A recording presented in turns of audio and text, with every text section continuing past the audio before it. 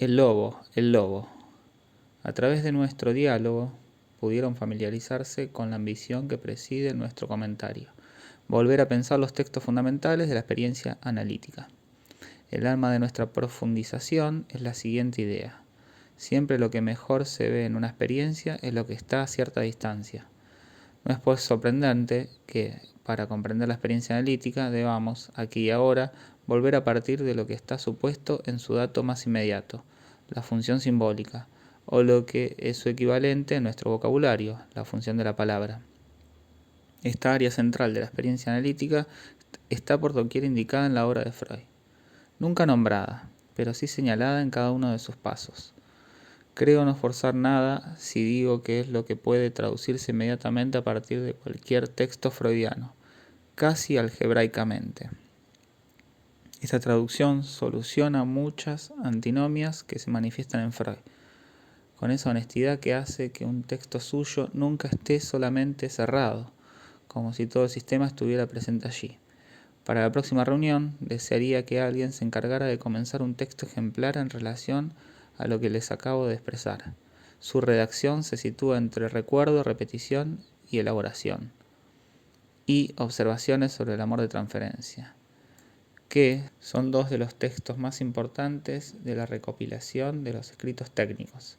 Se trata de introducción al narcisismo. A partir del momento en que abordamos la situación del diálogo analítico, no podemos dejar de integrar este texto a nuestra trayectoria. Si conocen las repercusiones implicadas en los términos situación y diálogo entre comillas, estarán ustedes de acuerdo con ello. Hemos tratado de definir la resistencia en su propio campo. Hemos formulado luego una definición de la transferencia. Ahora bien, pueden darse cuenta claramente de la distancia que existe entre la resistencia, que separa al sujeto de la palabra plena que el análisis espera de él, y que está en función de esa inflexión ansiógena que constituye en su modo más radical, a nivel de intercambio simbólico, la transferencia. Y ese fenómeno que manejamos técnicamente en análisis y que nos parece es el resorte energético, como dice Freud, de la transferencia, a saber, el amor. En observaciones sobre el amor de transferencia, Freud no vacila en aplicar a la transferencia el nombre de amor.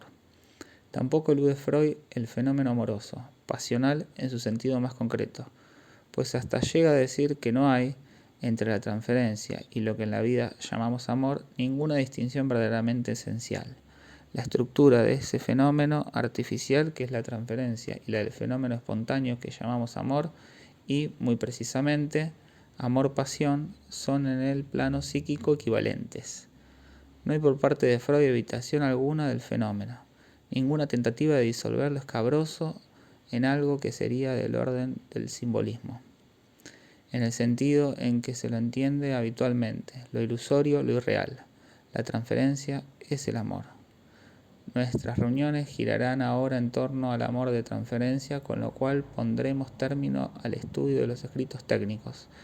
Esto nos llevará al corazón de esa otra noción, que aquí intento introducir, y sin la cual no es posible efectuar una justa repartición de lo que manejamos en nuestra experiencia, la función de lo imaginario. No crean que esta función de lo imaginario está ausente de los textos de Freud, así como tampoco está ausente la función simbólica. Simplemente, Freud no la colocó en primer plano, ni la destacó en todos los puntos en que puede hallársela. Cuando estudiemos Introducción al Narcisismo, verán que, para designar la diferencia entre demencia precoz, esquizofrenia, psicosis y neurosis, la única definición que Freud mismo encuentra es la siguiente, que quizás resultará sorprendente para alguno de ustedes. También el histérico o el neurótico obsesivo, al igual que el psicótico, en tanto la influencia de la enfermedad los domina, pierden su relación con la realidad y, sin embargo, el análisis nos demuestra que no han roto su relación erótica con las personas y las cosas. La conservan en su fantasma, esto es, han sustituido los objetos reales por otros imaginarios basados en recuerdos o han mezclado ambos. Recuerden nuestro esquema de la vez pasada. Y por otro lado, han renunciado a realizar los actos motores necesarios para la consecución de sus fines con tales objetos. Solo a este estado podemos denominar con propiedad introversión de la libido, concepto utilizado indiscriminadamente por Jung. El parafrénico se conduce muy diferentemente. Parece haber retirado realmente su libido de las personas y cosas del mundo exterior, sin haberlas sustituido por otras en sus fantasmas. Ello significa que, en efecto, recrea ese mundo imaginativo. Cuando en algún caso hallamos tal sustitución, es siempre de carácter secundario y corresponde a una tentativa de curación que quiere volver a llevar la libido a su objeto. Entramos aquí en la distinción esencial que debe efectuarse entre neurosis y psicosis, en cuanto al funcionamiento de lo imaginario, distinción que el análisis de Schreber, que espero podremos comenzar antes de fin de año, nos permitirá profundizar. Cederé hoy la palabra a Rosine Lefort, mi alumna, aquí presente a mi derecha, que según me enteré, trajo anoche a nuestro subgrupo de psicoanálisis de niños la observación de un niño del que me había hablado hace ya tiempo.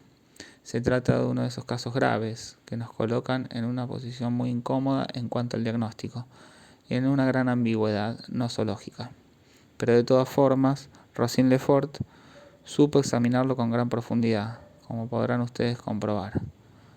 Así como hace 2 reuniones partimos de la observación de Melanie Klein, cedo hoy la palabra a Rosine Lefort. Ella abrirá, en la medida en que el tiempo lo permita, interrogantes a los que intentaré responder y que por la próxima vez podrán insertarse en los que pondré bajo la rúbrica de transferencia en lo imaginario. Estimada Rosine, expongamos el caso de Roberto. El caso Roberto. Señora Lefort. Roberto nació el 4 de marzo de 1948. Su historia fue reconstituida trabajosamente y si los traumatismos sufridos pudieron conocerse fue, sobre todo, gracias al material aportado en las sesiones. Padre desconocido, su madre está actualmente internada por paranoica. Lo tuvo consigo hasta los 5 meses, errando de casa en casa. Desatendió los cuidados esenciales, llegando incluso a olvidar alimentarlo. Debían recordársele, sin cesar, los cuidados que requería su hijo. Aseo, alimentación. Se demostró que el niño estuvo desatendido hasta el punto de sufrir hambre. Debió ser hospitalizado a los 5 meses en un estado avanzado de hipotrofia y desnutrición. Apenas hospitalizado, sufrió una otitis bilateral que requirió una mastoidectomía doble.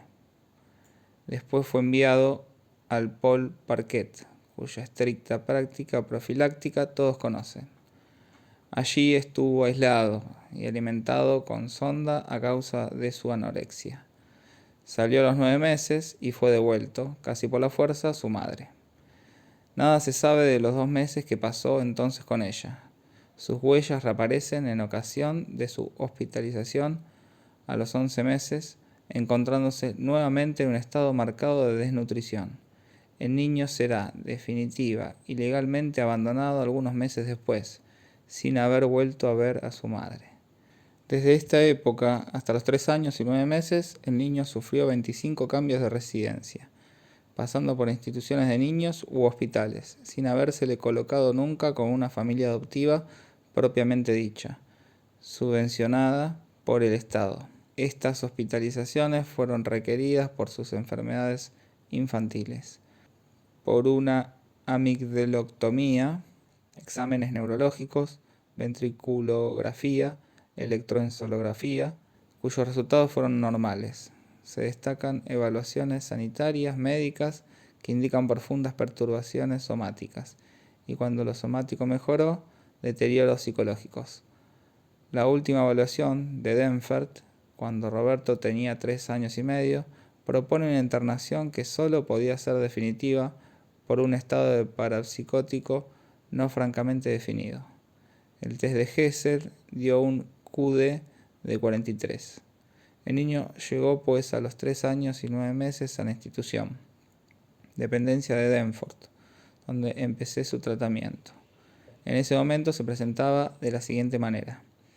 Desde el punto de vista pondoestatural se hallaba en muy buen estado, al margen de una otorrea bilateral crónica.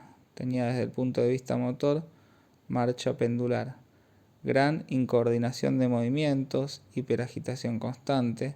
Desde el punto de vista del lenguaje, tenía ausencia total de habla coordinada, gritos frecuentes, risas guturales y discordantes. Solo sabía decir, gritando dos palabras, señora y el lobo. Repetía el lobo todo el día, por lo que le puse el sobrenombre del niño lobo, pues tal era verdaderamente la representación que tenía de sí mismo. Desde el punto de vista del comportamiento, era hiperactivo. Todo el tiempo estaba agitado por movimientos bruscos y desordenados, sin objetivo. Actividad de prehensión incoherente. Estiraba su brazo hacia adelante para tomar un objeto y si no lo alcanzaba no podía rectificarse y debía recomenzar el movimiento desde el principio. Variados trastornos del sueño. Sobre este fondo permanente tenía crisis de agitación convulsiva, sin verdaderas convulsiones, con enrojecimiento del rostro, alaridos desgarradores. Estas crisis estaban relacionadas con escenas de su vida cotidiana, el orinal y sobre todo el vaciado del orinal, vestirse, la alimentación, las puertas abiertas que no podía soportar, al igual que la oscuridad, los gritos de los otros niños y, como veremos, los cambios de habitación. Más raramente tenía crisis diametralmente opuesta en las que estaba completamente postrado, mirando al vacío como deprimido. Con el adulto era hiperagitado, indiferenciado, sin verdadero contacto. A los niños parecía ignorarlos, pero cuando uno de ellos lloraba o gritaba, entraba en una crisis convulsiva. En esos momentos de crisis se volvía peligroso, fuerte, intentaba estrangular a los otros niños y debió ser aislado por la noche y durante las comidas. No se observaba angustia alguna, ninguna emoción. No sabíamos muy bien en qué categoría clasificarlo, pero a pesar de eso intentamos un tratamiento, preguntándonos si obtendríamos algo.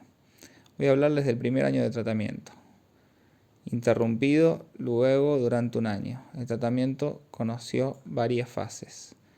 Los tomaba o bien los rechazaba, o también los amontonaba sobre mí. Pragmatismo muy marcado. Lo único que pude sacar en limpio en estas primeras sesiones era que Roberto no se atrevía a acercarse al biberón, o que apenas se le acercaba, soplándole encima. Observé también un interés por la palangana que, llena de agua, parecía desencadenar una verdadera crisis de pánico. Hacia el final de esta fase preliminar, durante una sesión, después de haber amontonado todo sobre mí en un estado de gran agitación, salió a toda velocidad y le oí en lo alto de la escalera que no sabía bajar solo. Decir con tono patético, con una tonalidad muy baja que no le era habitual: mamá mirando al vacío. Esta fase preliminar terminó pues fuera del tratamiento. Una noche, después de acostarlo, de pie en su cama, con tijeras de plástico, intentó cortarse el pene ante los otros niños aterrorizados. En la segunda parte del tratamiento comenzó a exponer que era para él. El lobo, gritaba esto todo el tiempo. Un día comenzó tratando de estrangular a una niñita que yo tenía en tratamiento. Hubo que separarlos y ponerlo en otra habitación. Su reacción fue violenta, su agitación intensa. Debía acudir y volver a traerlo a la habitación donde vivía habitualmente. En cuanto llegó, aulló el lobo y comenzó a tirarlo todo por la habitación, que era el comedor, alimentos y platos. Los días siguientes, cada vez que pasaba ante la habitación a donde había sido llevado, aullaba el lobo.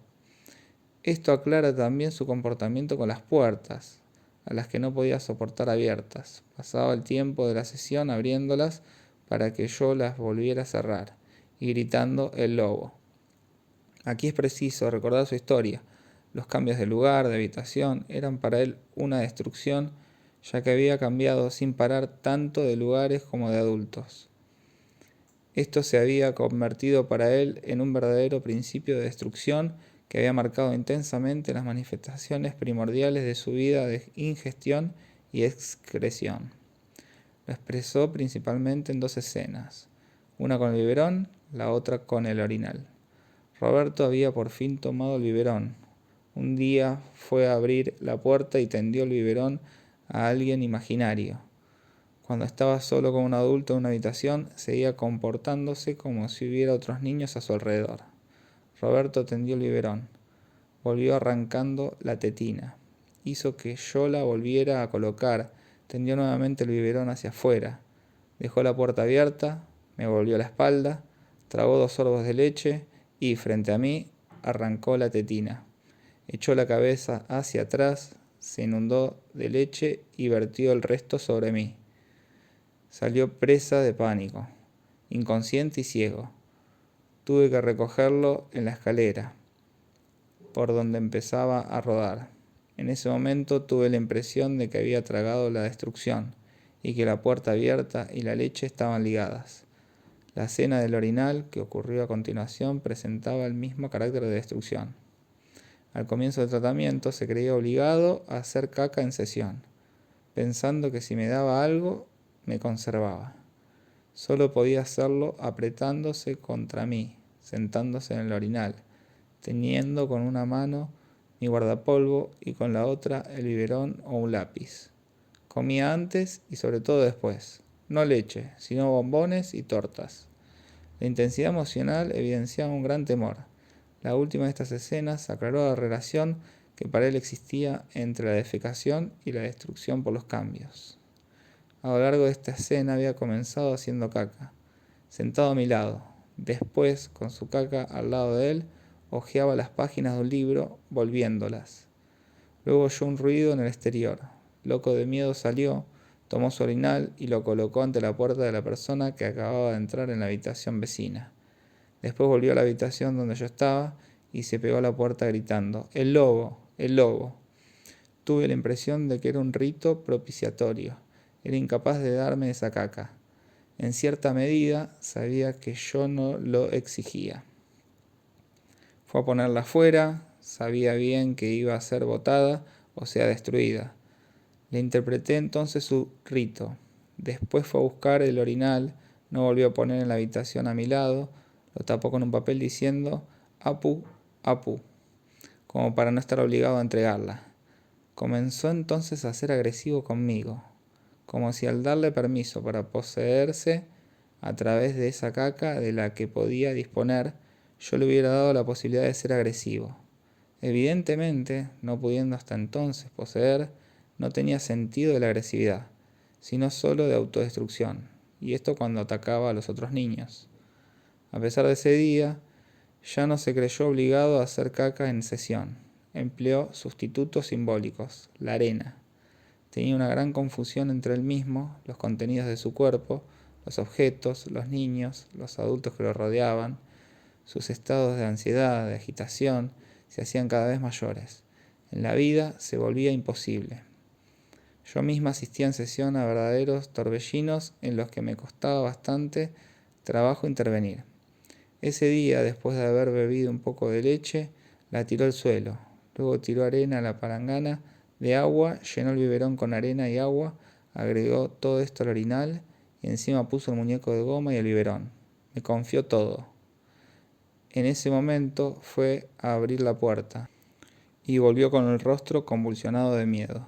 Cogió el biberón que estaba en el orinal y lo rompió, enseñándose con él hasta reducirlo a infinitos pedacitos. Después los recogió cuidadosamente y los hundió en la arena del orinal.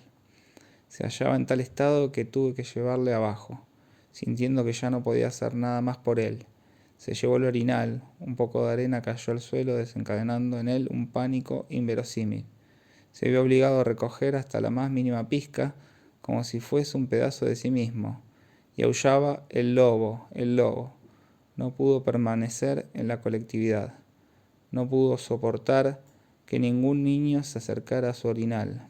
Debieron acostarlo en un estado de tensión intensa que solo se dio de manera espectacular después de una erupción diarreica, que extendió por todas partes con sus manos, en su cama y sobre las paredes. Esta escena era tan patética, vivida con tal angustia, que yo estaba muy inquieta y empecé a comprender la idea que él tenía de sí mismo. La precisó al día siguiente, cuando debí frustrarlo. Corrió a la ventana, la abrió, gritó el lobo, y viendo su imagen en el vidrio, la golpeó gritando el lobo, el lobo. Roberto se representaba así. Él era el lobo, en su propia imagen, la que golpea o la que evoca con tanta tensión. Ese orinal donde puso lo que entra en él y lo que sale, el pipí y la caca, después una imagen humana, la muñeca, luego los restos del biberón, eran verdaderamente una imagen de él mismo, semejante a la del lobo. Como lo evidenció el pánico que tuvo cuando un poco de arena cayó al suelo. Sucesiva y simultáneamente, él era todos los elementos que puso en el orinal. Roberto no era más que una serie de objetos por los que entraba en contacto con la vida cotidiana, símbolos de los contenidos de su cuerpo.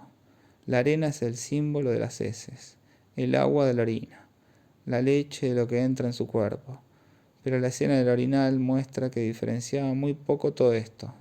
Para él, todos los contenidos están unidos en el mismo sentimiento de destrucción permanente de su cuerpo, el cual, por oposición a esos contenidos, representa el continente, que simbolizó con el biberón roto, cuyos pedazos fueron enterrados entre esos contenidos destructores.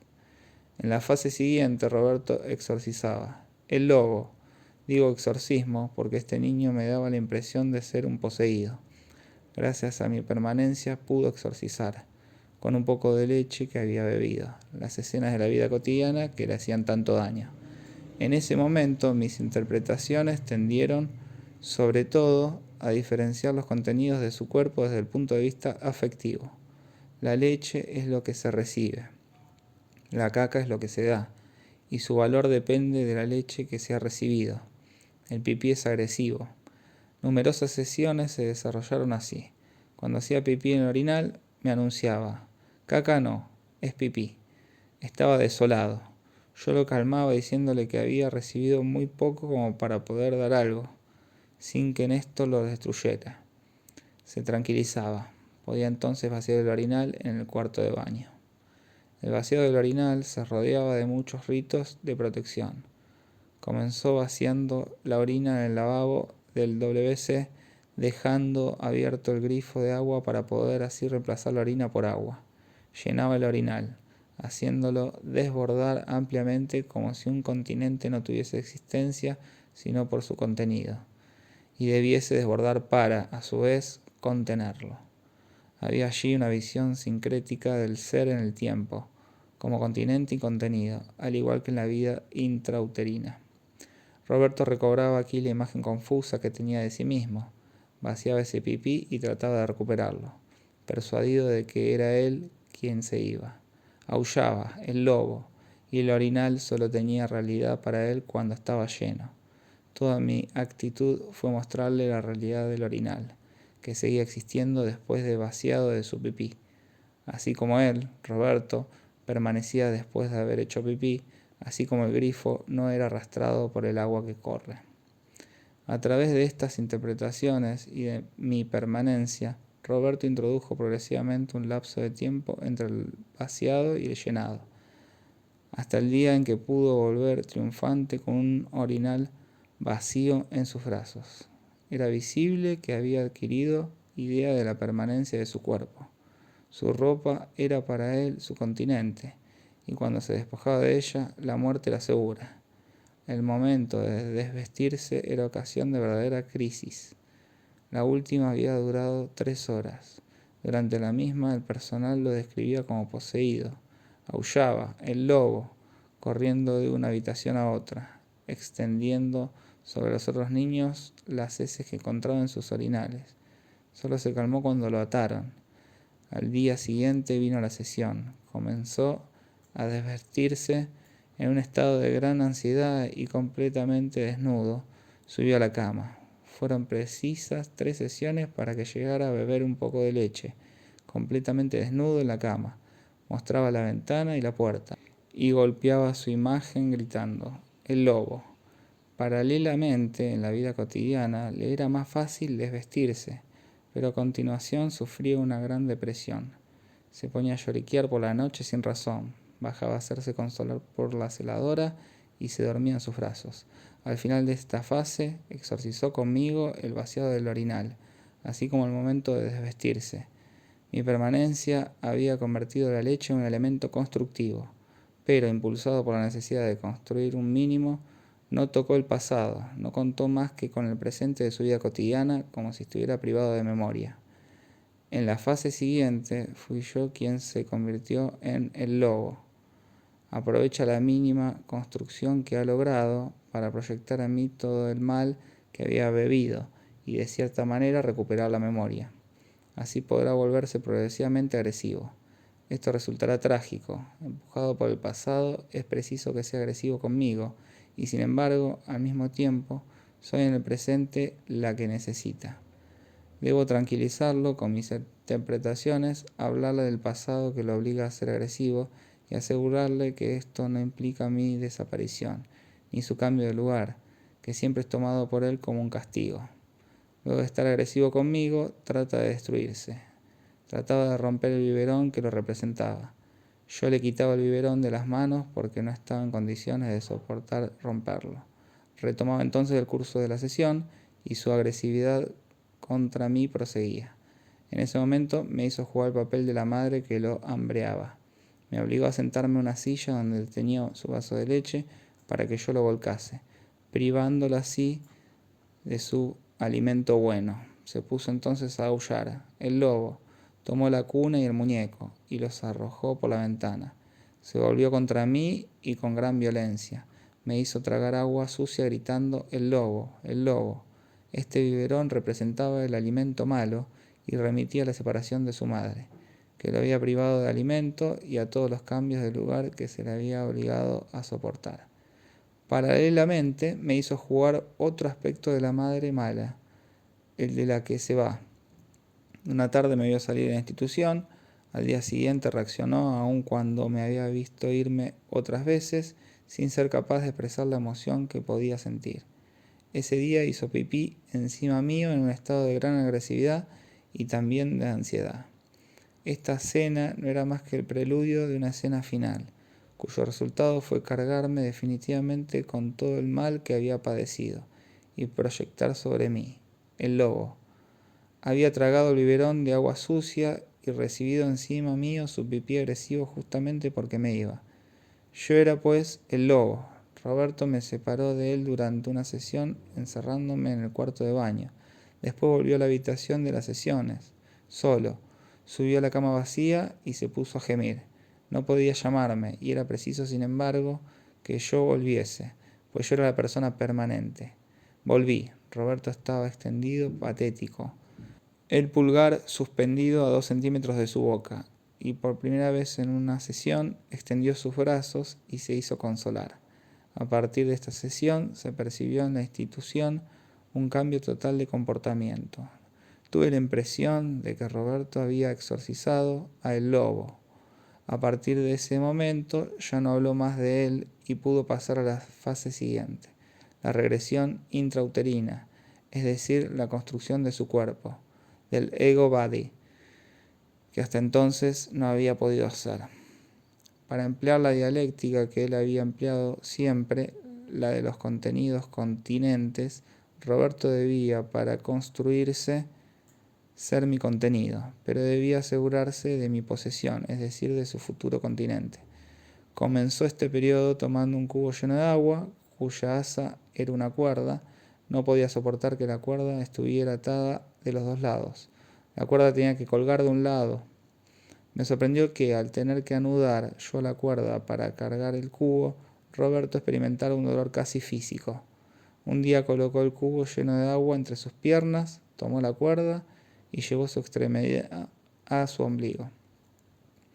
Tuvo la impresión de que el cubo era yo, y que así se ataba a mí a través de un cordón umbilical. Después volcó el contenido del cubo de agua.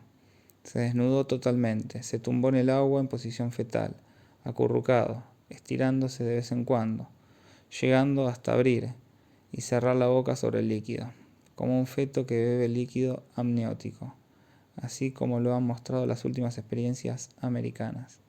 Yo tenía la impresión que así se iba construyendo. Al comienzo estaba muy agitado. Poco a poco tomó conciencia de cierta realidad placentera, y todo culminó en 2 escenas capitales, actuadas con un recogimiento extraordinario. y una plenitud asombrosa, dado su edad y su estado. En la primera escena, Roberto, desnudo frente a mí, recoge con sus dos manos unidas agua, la eleva a la altura de sus hombros y la hace correr a lo largo de su cuerpo. Recomienza de este modo varias veces y me dice entonces muy bajito: Roberto, Roberto. A este bautismo por el agua puede ser un bautismo dado por el recogimiento que ponía en él. Le siguió un bautismo por la leche. Comenzó jugando con el agua con más placer que recogimiento. Después tomó su vaso de leche y lo bebió. Luego repuso la tetina y comenzó a hacer correr la leche del biberón a lo largo de su cuerpo. Como la cosa no iba suficientemente rápida, sacó la tetina y volvió a empezar, haciendo correr la leche sobre su pecho, su vientre y a lo largo de su pene con un intenso sentimiento de placer. Luego se volvió hacia mí y me mostró el pene, tomándolo en su mano, con aire embelesado. Después bebió leche, poniéndosela así por encima y por dentro, de modo que el contenido fuera a la vez continente y contenido, volviendo a la misma escena que había jugado con el agua. En la fase siguiente, Roberto pasa al estadio de construcción oral. Este estadio es extremadamente difícil, muy complejo. En primer lugar, tiene 4 años y vive en el más primitivo de los estadios. Además, los otros niños que tengo entonces en tratamiento en esa institución son niñas, lo que para él constituye un problema. Por último, los patterns de conducta de Roberto no han desaparecido totalmente y tienden a volver cada vez que hay frustración. Tras el bautismo por el agua y por la leche, Roberto comenzó a vivir esa simbiosis que caracteriza la relación primitiva madre-hijo. Pero, normalmente, cuando el niño la vive verdaderamente, no existe ningún problema de sexo, al menos desde el recién nacido hacia su madre, mientras que aquí había uno. Roberto debía ser una simbiosis con una madre femenina, lo que planteaba entonces el problema de la castración. El problema era llegar a recibir el alimento sin que esto acarreara su castración. Primero vivió esta simbiosis en forma simple, sentado en mis rodillas. Roberto comía, después tomaba mi anillo y mi reloj y se los ponía. O bien tomaba un lápiz de mi bata y lo rompía con sus dientes. Entonces se lo interpreté. Esta identificación con una madre fálica castradora quedó desde ese momento en el plano del pasado. Se acompañó de una agresividad reactiva cuyas motivaciones evolucionaron. Ya no rompía la mina del lápiz sino para castigarse por esta agresividad. Más adelante pudo beber la leche del biberón en mis brazos, pero él mismo sostenía el biberón. Solo más tarde pudo soportar que yo sostuviera el biberón, como si todo el pasado le impidiese recibir en él, de mí, el contenido de un objeto tan esencial. Su deseo de simbiosis estaba aún en conflicto con su pasado. Esto explica que utilizara el rodeo de darse a sí mismo el biberón, pero a medida que experimentaba a través de otros alimentos como papillas o tortas, que el alimento que recibía de mí en esa simbiosis no lo transformaba en una niña, pudo entonces recibirlo. Intentó primero, compartiendo conmigo, diferenciarse de mí. Me daba de comer mientras decía, palpándose, Roberto. Luego me palpaba y decía, no Roberto. Utilicé mucho esto en mis interpretaciones para ayudarlo a diferenciarse. La situación dejó entonces de ser solo entre él y yo. Roberto dio cabidas a las niñas que yo tenía en tratamiento. Era un problema de castración, pues sabía que antes y después de él una niña subía a sesión conmigo. La lógica emocional quería pues que él se hiciese niña, puesto que era una niña la que rompía la simbiosis conmigo, que le era necesaria. La puso en escena de diferentes modos, haciendo pipí sentado en el orinal, o bien haciéndolo de pie, pero mostrándose agresivo. Roberto era capaz de recibir y capaz de dar. Me dio su caca sin temor de ser castrado por ese don. Llegamos entonces a un nivel del tratamiento que puede resumirse así. El contenido de su cuerpo ya no es destructor, malo.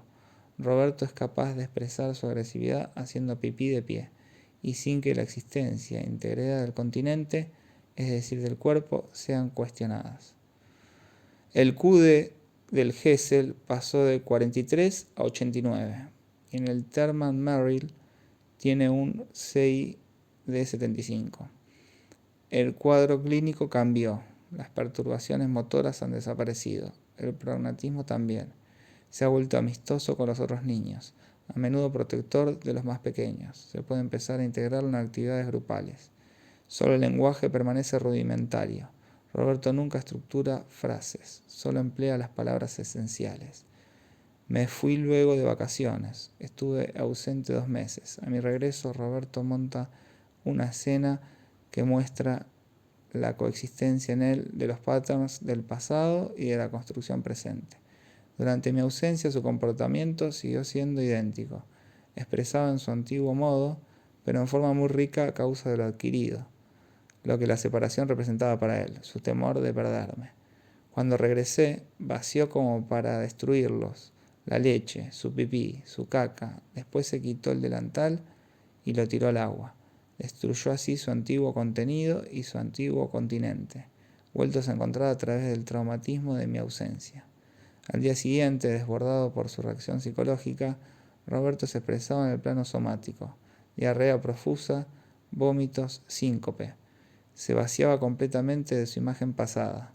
Solo mi permanencia podía constituir el enlace con una nueva imagen de sí mismo, como un nuevo nacimiento. En ese momento adquirió una nueva imagen de sí mismo. Lo vemos en sesión volver a poner en escena antiguos traumatismos que ignorábamos. Roberto bebe el biberón, pone la tetina en su oreja y rompe luego, con gran violencia, el biberón. Sin embargo, fue capaz de hacerlo sin que la integridad de su cuerpo sufriera por ello. Se separó de su símbolo del biberón y pudo expresarse a través de él en tanto que objeto. Esta sesión, que repitió 2 veces, fue tan impresionante que investigué cómo se había desarrollado la antronomía sufrida a los 5 meses. Supimos entonces que en el servicio de ORL, donde fue operado, no le anestesiaron y que durante la dolorosa operación le mantuvieron por la fuerza un biberón de agua azucarada en la boca.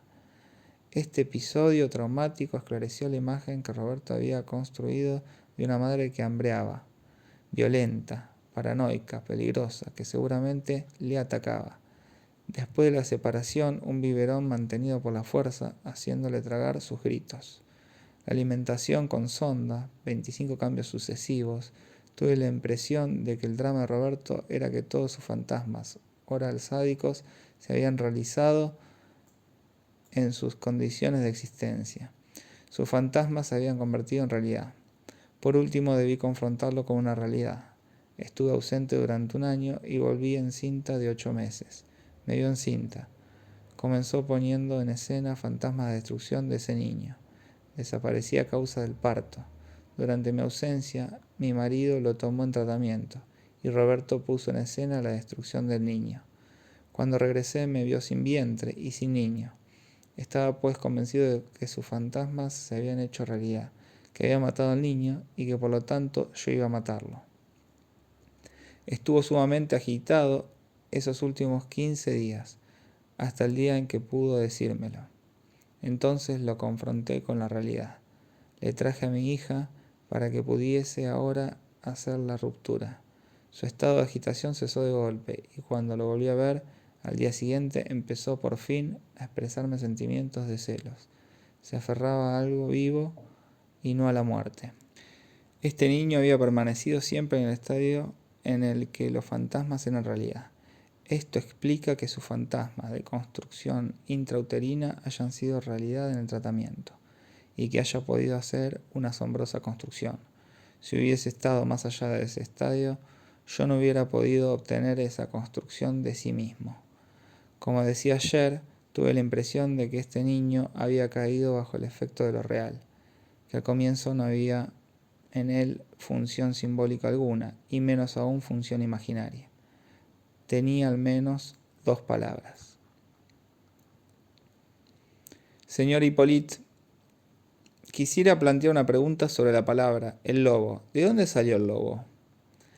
Señora Lefort, en las instituciones infantiles, a menudo las enfermeras asustan a los niños con el lobo. En la institución donde lo tomé en tratamiento, los niños fueron encerrados. Un día que estaban insoportables, en la sala de juegos, y una enfermera salió e imitó el grito del lobo para que soportaran bien.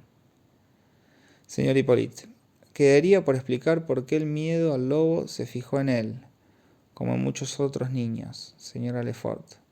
El lobo era evidentemente, en parte, la madre devorante. Señor Hippolyte, ¿cree usted que el lobo es siempre la madre devorante, señora Lefort? En las historias infantiles siempre se dice que el lobo va a comer. En el estadio sádico oral, el niño tiene deseos de comer a su madre y piensa que su madre va a comerle. Su madre se convierte en el lobo. Creo que aquí está probablemente, pero no estoy segura, la génesis. Hay en la historia de este niño muchas cosas ignoradas que no he podido saber. Cuando quería ser agresivo conmigo, no se ponía en cuatro patas, ni ladraba. Ahora lo hace. Ahora sabe que es un ser humano, pero de vez en cuando necesita identificarse a un animal, como lo hace un niño de 18 meses. Y cuando quiere ser agresivo, se pone en cuatro patas y hace sin la menor angustia. Después se incorpora y sigue en el curso de la sesión. Solo puede expresar su agresividad en este sentido. Señor Hippolyte, sí, entre swingen y weswingen se trata la diferencia que existe entre la palabra en que hay coerción y aquella en la que no la hay. La compulsión, swan, es el lobo el que le produce angustia y la angustia superada. Beswingung es el momento en que juega al lobo. Señora Lefort, sí, estoy de acuerdo. Naturalmente, el lobo plantea todos los problemas del simbolismo. No es una función delimitable, ya que debemos buscar su origen en una simbolización general. ¿Por qué el lobo? No es un personaje demasiado familiar en nuestras comarcas. El hecho de que el lobo haya sido elegido para producir estos efectos nos remite directamente a una función más ampliamente en el plano mítico, folclórico, religioso, primitivo. El lobo se vincula con una afiliación a través de la cual llegamos a las sociedades secretas, con lo que las mismas suponen de iniciático. Ora en la adopción de un tótem, ora en la identificación con un personaje. Es difícil efectuar estas distinciones a propósito de un fenómeno tan elemental, pero yo quisiera llamar la atención sobre la diferencia entre el superyo, el determinismo de la represión y el ideal del yo. No sé si han advertido aún lo siguiente: existen dos concepciones que, apenas introducidas en una dialéctica cualquiera para aplicar un comportamiento enfermo, parecen dirigirse exactamente en sentido contrario. El superyo es coercitivo y el ideal del yo exaltante. Son estas cosas que tendemos a eliminar, al pasar de un término al otro, cual si ambos fueran sinónimos. Se trata de una cuestión que valdrá la pena plantear a propósito de la relación transferencial. Cuando se busca el fundamento de la acción terapéutica, suele decirse que el sujeto identifica al analista con su ideal del yo, o por el contrario, con su superyo. Y en el mismo texto, un término sustituye al otro según el capricho del desarrollo de la demostración, sin que se explique claramente la diferencia. Me veré obligado, indudablemente, a examinar el problema del superyo. Por de pronto diré que, si nos limitamos a un empleo ciego, mítico de este término, palabra clave, ídolo, el superyo se sitúa esencialmente en el plano simbólico de la palabra, a diferencia del ideal del yo. El superyo es un imperativo, como le indica en el sentido común el uso que de él se hace. El superyo es coherente con el registro y la noción de ley, es decir, con el conjunto del sistema del lenguaje, en tanto define la situación del hombre como tal, es decir, en tanto que éste no solo es individuo biológico. Por otra parte, es preciso acentuar también, y en sentido contrario, su carácter insensato, ciego, de puro imperativo, de simple tiranía. ¿En qué dirección puede hacerse la síntesis de estas nociones? El superyo tiene relación con la ley, pero es a la vez una ley insensata, que llega a ser el desconocimiento de la ley. Así es como actúa siempre el superyo en el neurótico. ¿No es debido acaso a que la moral del neurótico es una moral insensata, destructiva, puramente opresora, casi siempre antilegal, que fue necesario elaborar la función del superyo en el análisis? El superyo es, simultáneamente, la ley y su destrucción. En esto es la palabra misma, el mandamiento de la ley, puesto que sólo queda su raíz. La totalidad de la ley se reduce a algo que ni siquiera puede expresarse, como el tú debes, que es una palabra privada de todo sentido. En este sentido, el superyo acaba por identificarse solo a lo más devastador, a lo más fascinante de las primitivas experiencias del sujeto. Acaba por identificarse a lo que llamo la figura feroz, a las figuras que podemos vincular con los traumatismos primitivos, sean cuales fueren, que el niño ha sufrido. Percibimos encarnada, en este caso privilegiado, esta función del lenguaje. La palpamos en su forma más reducida a una palabra, cuyo sentido y alcance para el niño ni siquiera somos capaces de definir, pero que, sin embargo, lo enlaza a la comunidad humana, como le indicó con toda pertinencia Rosine Lefort. No se trata de un niño lobo, que habría vivido en un simple salvajismo, sino de un niño hablante. Ha sido gracias a ese, el lobo, que ella tuvo desde el comienzo la posibilidad de instaurar el diálogo. Lo admirable en esta observación es el momento en que, después de una escena que usted ha descrito, desaparece el uso de la palabra el lobo. Es en torno a este pivot del lenguaje, a la relación con esa palabra, que para Roberto resume una ley, donde se produce el giro de la primera a la segunda fase. Comienza luego esa elaboración extraordinaria que culmina en el conmovedor autobautismo, cuando pronuncia su propio nombre.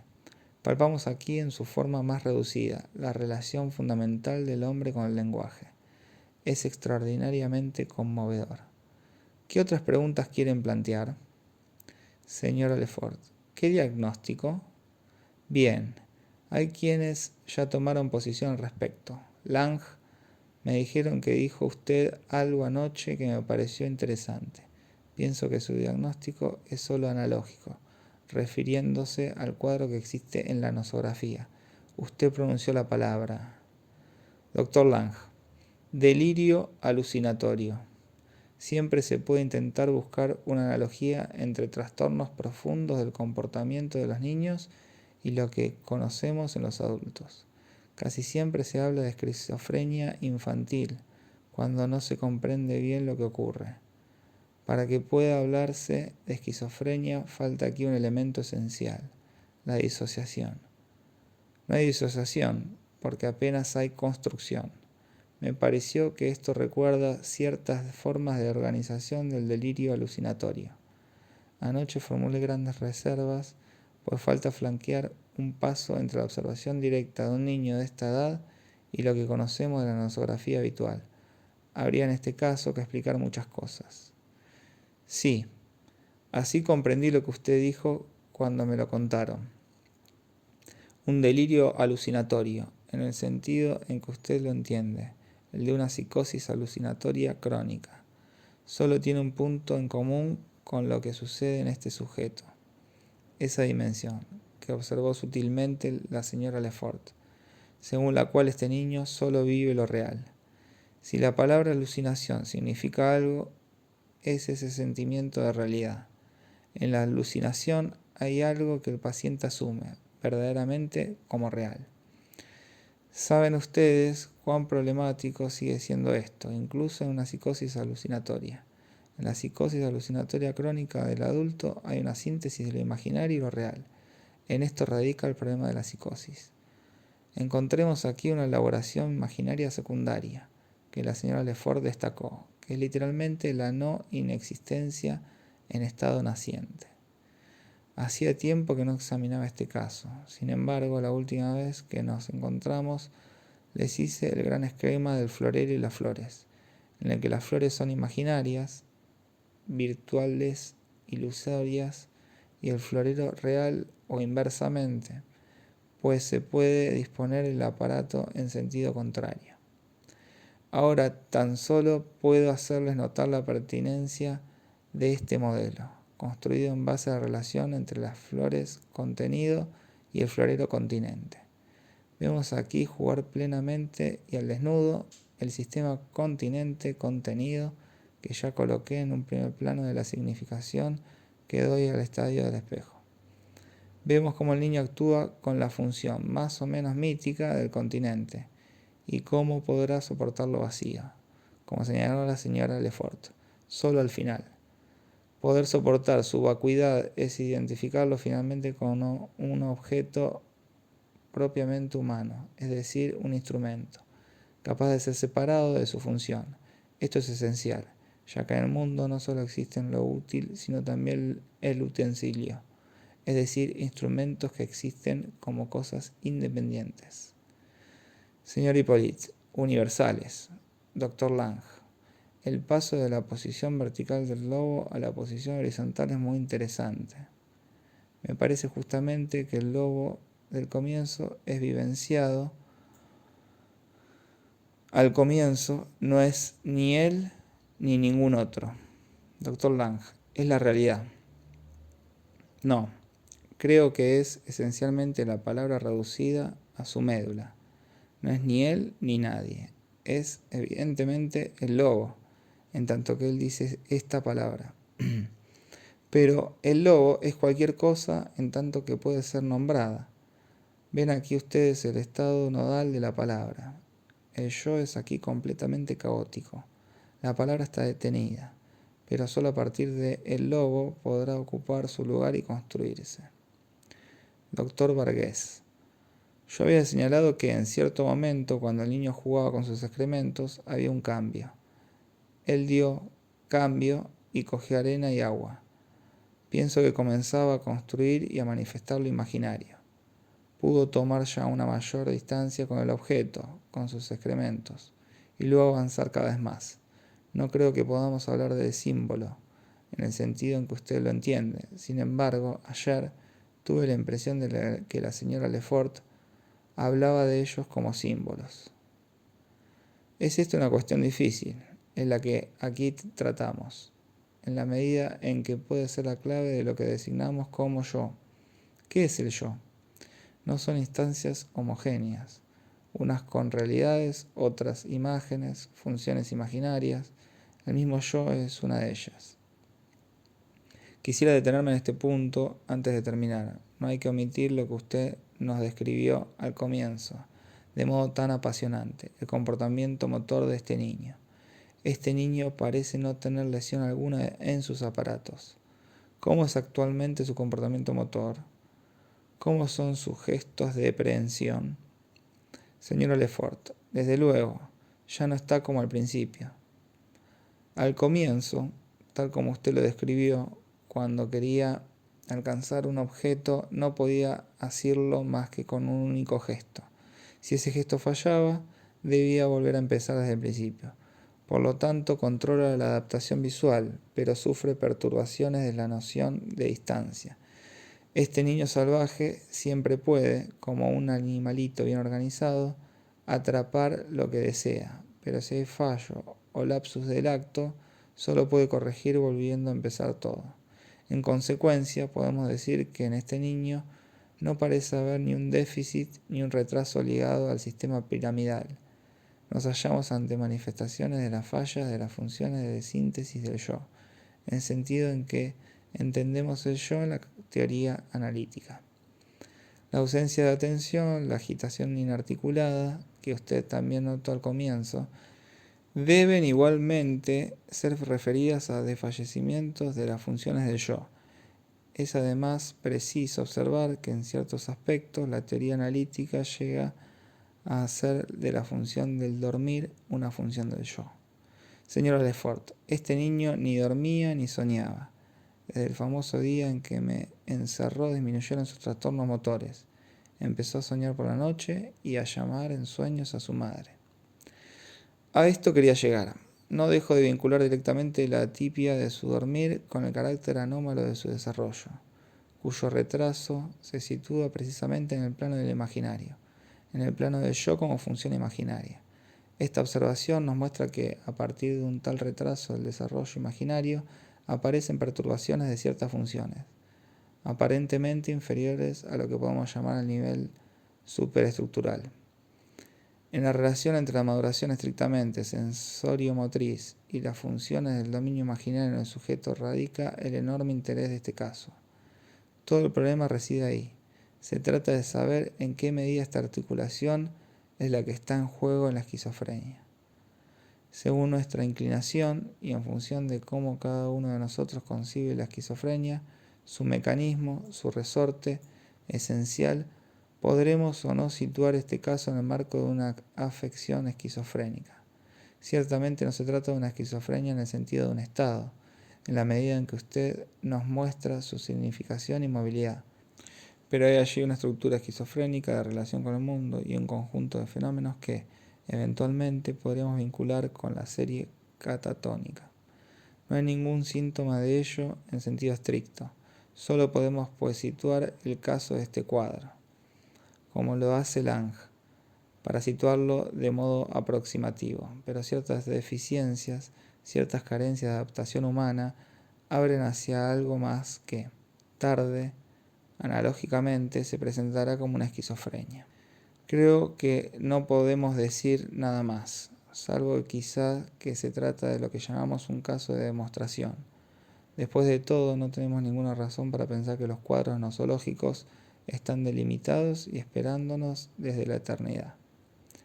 Como decía Pegui, los tornillitos siempre entran en los agujeritos, pero existen situaciones anormales donde los tornillitos no corresponden ya a los agujeritos, que se trata de fenómenos de orden psicótico, o más exactamente de fenómenos que pueden culminar en una psicosis, no me cabe duda. Leclerc, le pido especialmente a usted que la próxima vez nos traiga algo sobre introducción al narcisismo, que se encuentra en el tomo 4 de los Collected Papers o en el tomo 10 de las obras completas. Verá que se plantean problemas que corresponden al registro del imaginario que aquí estamos estudiando.